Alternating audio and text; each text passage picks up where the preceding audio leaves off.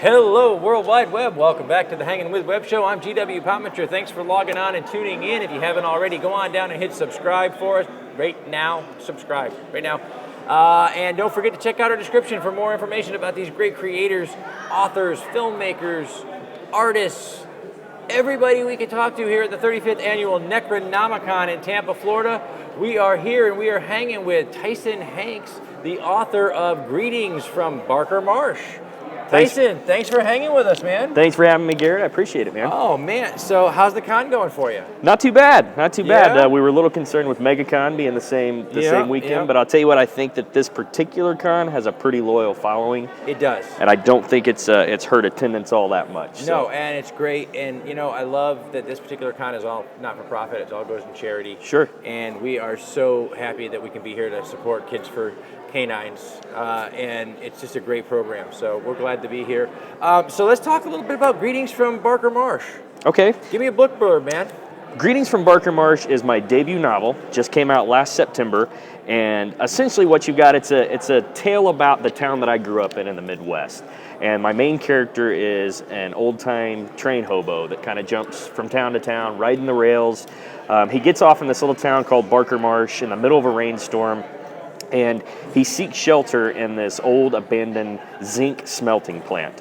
And he runs into a local homeless man who proceeds to tell him 4 stories about the town. Each one a little creepier than the last until he realizes at the end, this is the last damn town I should have got off the train in. So, man, I've got everything in this. I call it a novel. It's really kind of 4 novellas. I've got everything from evil twins to werewolves, serial killers, bank robbers, possession, exorcism, cannibalism, all this stuff threads together for one big story. There's a mashup for you, World Wide Web. Little something for everybody. You know, I'm going to take this up. This is a teaching moment because I did a tweet about a year ago. Okay. Talking about genre writing as folklore. Sure. To which I was immediately berated by the internet. And that's what you're doing. You've taken a small town and created a folklore. Absolutely. Using genre fiction writing with monsters and mayhem and but you've built new folklore. Sure.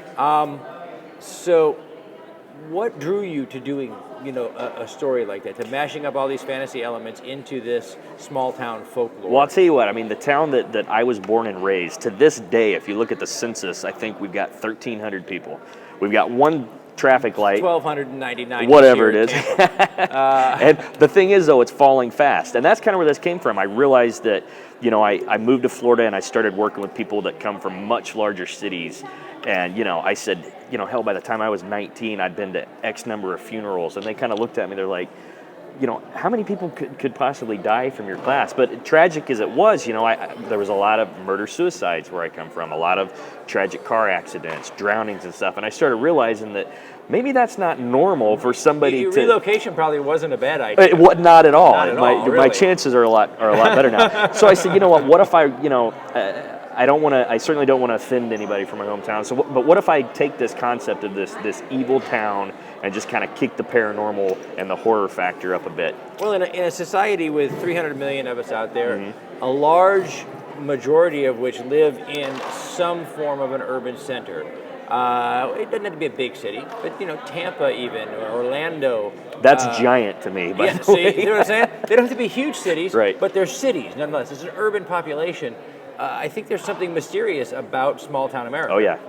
And it's in that mystery and ambiguity that the writer lives. Yep. We swim in, we snorkel in that, man.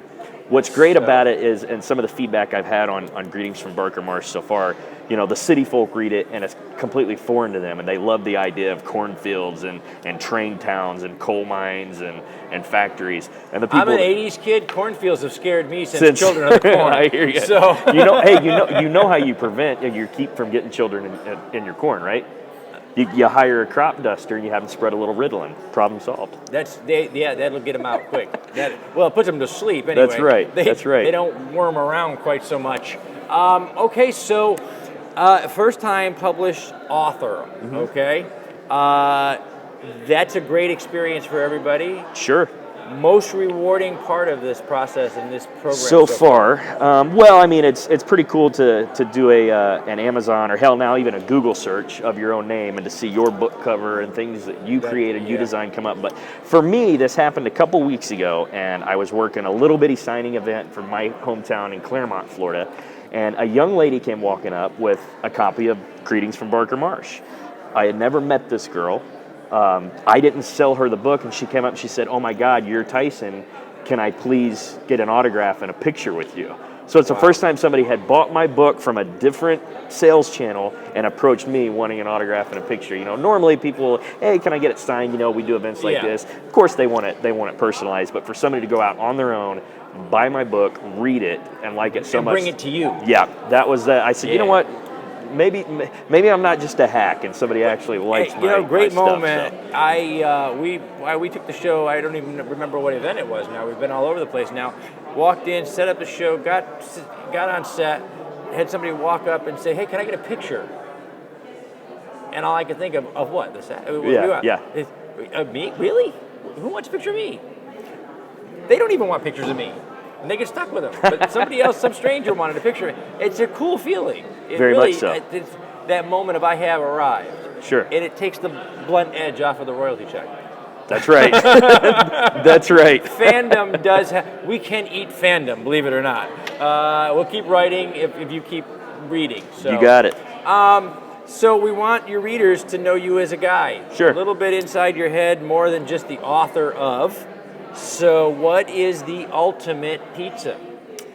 Well, as a horror fan, my first reaction is to go with the Soul Pizza from Nightmare on Elm Street. I believe that's part 4 or 5. I can't remember. I believe part 4. But no, I would go with I'm kind of a meat lover guy, so I would go with all the meats plus throw some pepperoni on there. Just a little bit added measure, A little bit of everything. Hot pepper flakes on top of that. All right. Way to go. Storytellers tend to be story consumers. We love to read. We love the movies. We love anywhere they'll tell us a good story. Favorite movie? All time, ranks right up there. Tyson's favorite movie. Okay. Again, I'd like to lean towards horror. I'm asking a pop culture nerd to give me a favorite one. It's tough. Yeah. It's tough. Okay, I'm gonna say all time. It's not a horror movie. I'm gonna go with The Usual Suspects. Awesome. Okay, love that flick. Always had, and it was a sleeper for me. It's one of those that had no idea what it was about until I caught it on like a free HBO weekend. But horror-wise, I'm a child of the '80s. I love slashers. Friday the 13th, Part 3, the first one with the mask in 3D. That's my favorite horror flick. Nirvana for him. All right. So, when the zombie apocalypse comes. Because we all know it's like the day after this election, I think. What are you going to miss the most? Well, it depends if, like family members made it, because there's some family members I would miss and some that I really wouldn't. So I don't want to offend them, so I'm not going to go with people. I wouldn't miss any specific person. Nameless, yeah. I'm going to go with probably my DVD collection. Because you got to figure, if we're running around, power is going to be an issue, but that's the great thing about books, like Greetings from Barker Marsh. You don't have to have power. You can always read books, right? All right. But no, I definitely miss my movie collection. Absolutely. So, what are you most... What? Okay. See, these are the social media questions. I see that. Who would you most likely be with if you were arrested? Oh, man. World Wide Web, you're killing me. I'll tell you what, given the way conversations are going and having worked with him for a couple months now, I believe earlier you interviewed my cohort, John Catapano. Yes. Great guy, John. I'm afraid that we would end up in a jail cell together. The good news is, as varied as his background is, I'm pretty sure he could bust us out fairly quick. Oh, yeah, We wouldn't be there very he's long. done some stuff. Yeah, we wouldn't be there very long. I'll tell you what. What are they going to pinch you for? John definitely for streaking. He probably didn't go into that, but you know he's an avid streaker. Oh, avid streaker. That's No, and for me, honestly, I'm a hot rod buff, so I'm going to jail for speeding for sure. Like way past Definitely. reckless driving numbers, right? Yeah. Yeah. Where are you going to be coming up? Let's see. Next weekend, November the 6th, I will be at the Rabbit's Hole Bookstore in Claremont, Florida, doing a signing event with some other Dark Alley crew members. That's our Central Florida Writers Group. Yep. So that's on the 6th. November the 20th, which I believe is a Sunday, I will be at Claremont Comic-Con doing some books there. And then the newly rescheduled Spooky Empire Halloween weekend has been rescheduled for December. Can't wait. That's going to be Me great. neither. Yeah. So I'll be there 2nd, 3rd, and 4th for sure in the vendor's room selling some books, and hopefully we might be able to put some author panels together too. So. Oh, fantastic. Available for panels, just letting you just in case. I hear you, man. Okay. We'll do it. Let's greetings from Barker Marsh one more time for everybody. Sure. Just give me the highlights, man. Give me 15 seconds of boom, boom, boom. Gotta check this Greetings book out. from Barker Marsh is 4 novellas. It's a story about evil twins. It's a story about a werewolf in a carnival and trying to figure out how he's going to deal with his new life.